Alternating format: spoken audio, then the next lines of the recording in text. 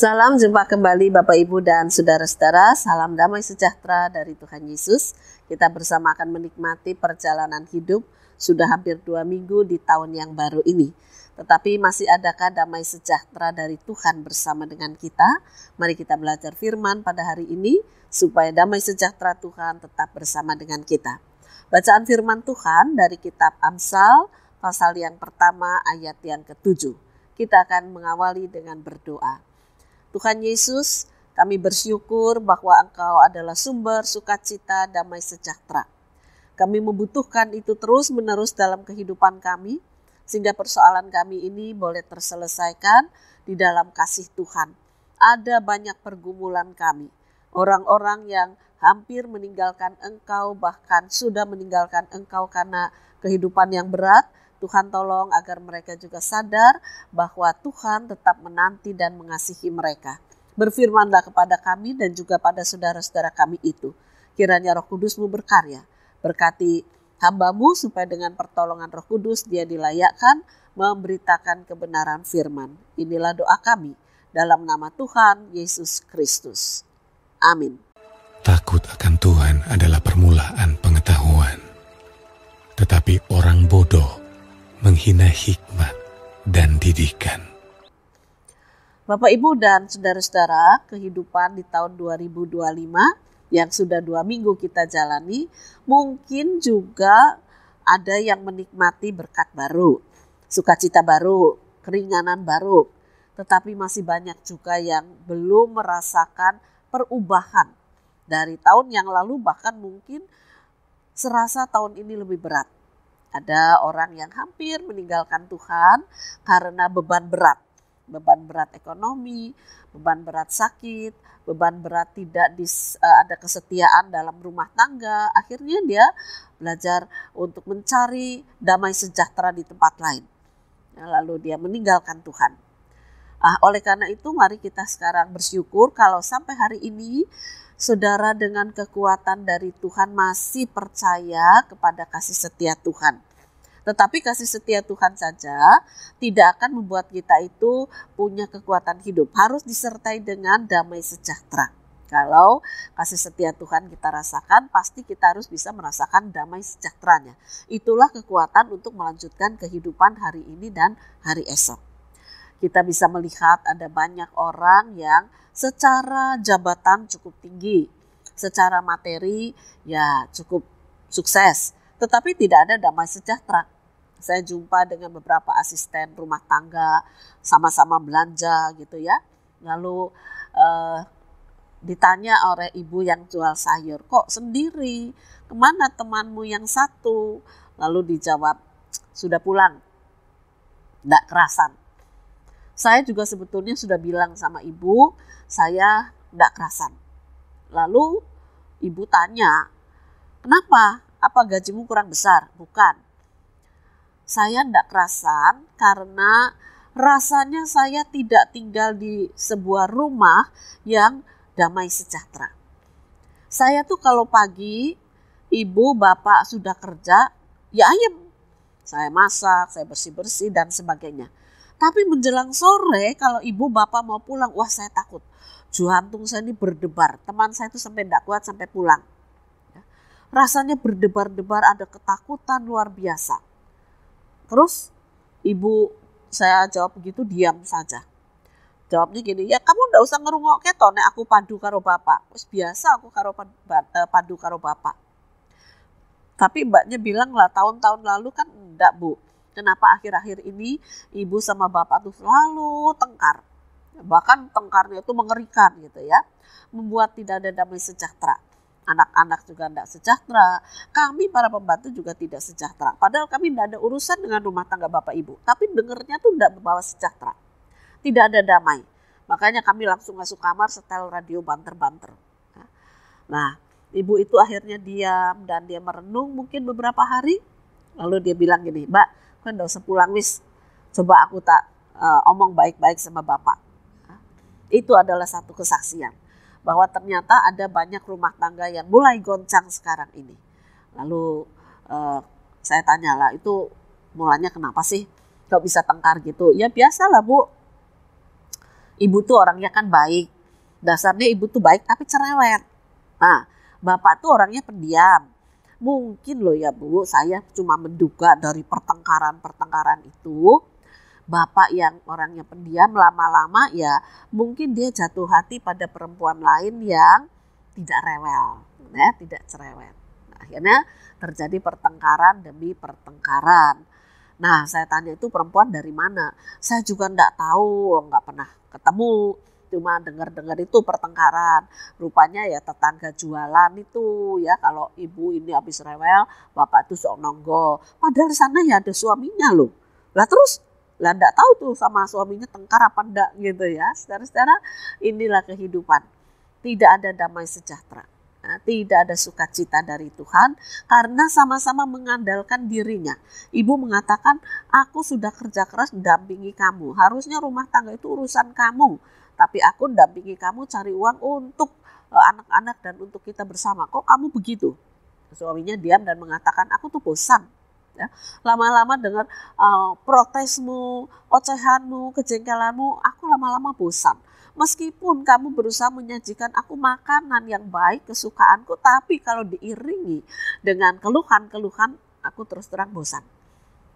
Nah, kalau aku ngobrol di sana, sebetulnya aku tidak niat pacaran, ya cuma sekedar ngobrol, tapi ya mungkin lama-lama aku suka juga karena dia tuh enak nih diajak ngomong, bisa ketawa, bisa gembira, rasanya ayem kok di hati. Nah, itu ya, Bapak Ibu dan saudara-saudara. Nah, firman Tuhan mengatakan begini, takut akan Tuhan adalah permulaan pengetahuan. Tetapi orang bodoh menghina hikmat dan didikan. Takut akan Tuhan awal dari orang yang berpengetahuan. Pengetahuan apa? Orang dengan ilmu S3 banyak, tetapi tidak sejahtera, tidak damai, bunuh orang bisa. Orang dengan gelar S3 atau lebih juga banyak, tetapi tidak punya damai sejahtera karena tidak berpengetahuan di dalam Tuhan. Maka dikatakan walaupun kamu secara akademik sangat pandai, gelarmu banyak, kalau kamu tidak punya pengetahuan bersama Tuhan dan dalam Tuhan dikatakan orang bodoh. Kenapa? Karena dia tidak bisa menikmati kehidupan dalam damai sejahtera, dalam hikmat yang membawa sukacita. Isinya adalah mengejar dunia. Dan mengejar dunia itu tidak membawa sejahtera. Adanya rasa tertantang terus-menerus ya.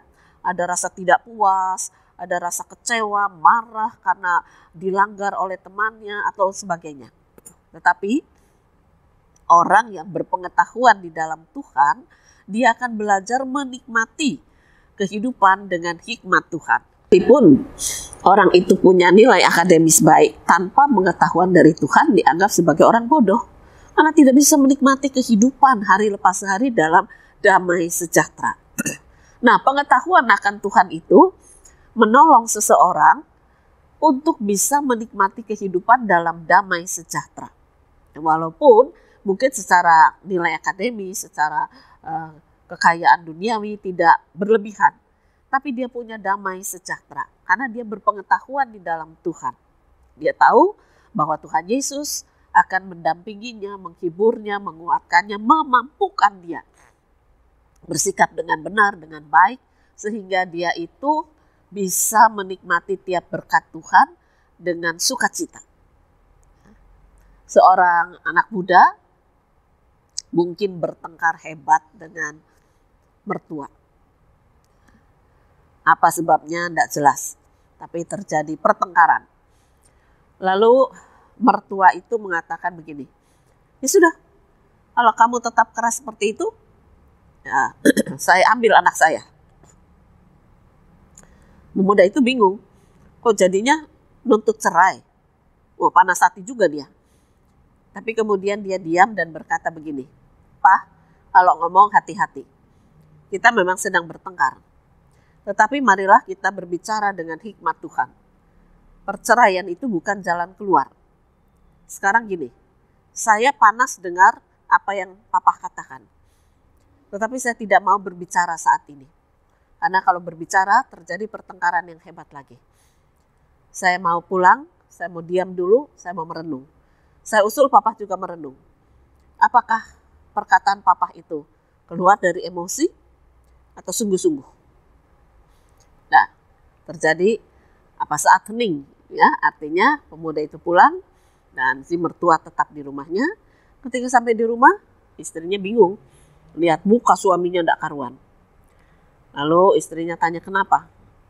Suami mengatakan, kamu tengkar dengan papahmu. Perkara apa? Istrinya kaget. Ya, perkara bisnis. Perkara bisnis. Tetapi yang lebih menyakitkan, papahmu mengatakan dia akan menarik balik kamu dari sisiku.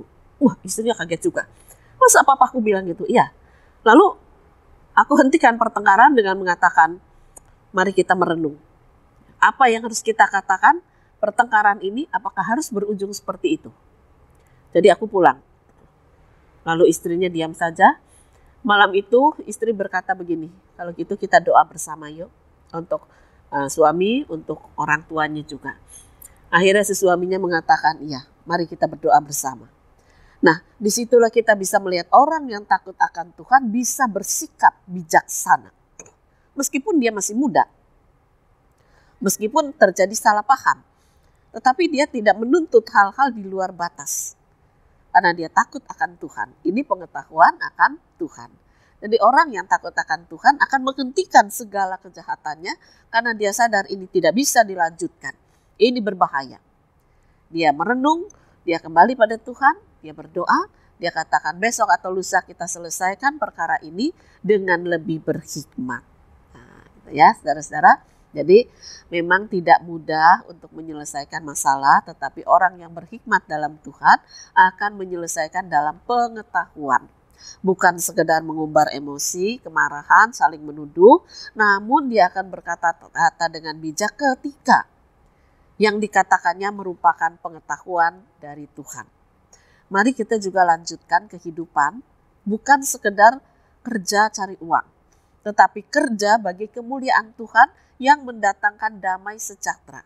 Dan untuk itu takutlah akan Tuhan. Kalau Anda hidup dan bekerja untuk mendatangkan damai sejahtera, maka Anda akan menikmati kekayaan itu dengan sukacita. Tapi kalau Anda bekerja, hidup untuk uang, Anda tidak akan pernah bisa menikmatinya. Oleh karena itu mari kita lanjutkan seperti yang dikatakan firman Tuhan, jadilah orang pandai berpengetahuan tentang Tuhan.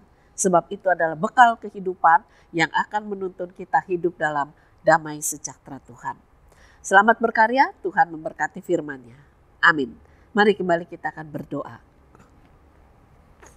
Tuhan Yesus, kami sadar bahwa kehidupan kami ini dipacu untuk sekedar mencari kekayaan dunia. Walaupun kami katakan ya asal cukup untuk makan, tapi kami tidak pernah merasa puas dan tidak pernah merasa cukup. Ampunilah kami. Sekarang biarlah kami berkata hidup kami adalah bagi kemuliaan Tuhan.